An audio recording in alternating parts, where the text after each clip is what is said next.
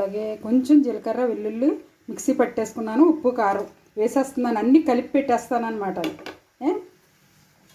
అలాగే మనం చింతపండు రసం కూడా తీసి పెట్టుకున్నాను, ఇది కూడా ఇందులో వేసేస్తున్నాను.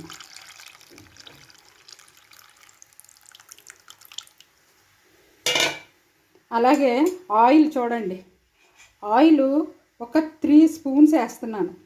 చేపల కూరకి కొంచెం ఆయిల్ ఎక్కువే పడుతుందండి, ఇవి తక్కువ కాబట్టి నేను 3 స్పూన్స్ వేస్తున్నాను, లేకపోతే ఇంకా పడుతుంది, ఇంకా వేసుకోవచ్చు కావాలంటేనే. అంతేనండి, ఇవన్నీ చక్కగా ఇలా కలిపేసి మనం స్టవ్ వెలిగించేసుకోవడమే. ఇది దగ్గరికి అయ్యాక మనం తీసేసుకుంటాం. చూడండి ఎంత ఈజీగా.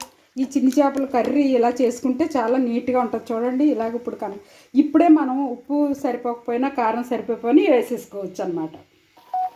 ఇదిగోండి కట్ట చేపల పులుసు రెడీ అయిపోయింది. ఇలా చేసుకోండి సింపుల్గానే. ఓకేనండి.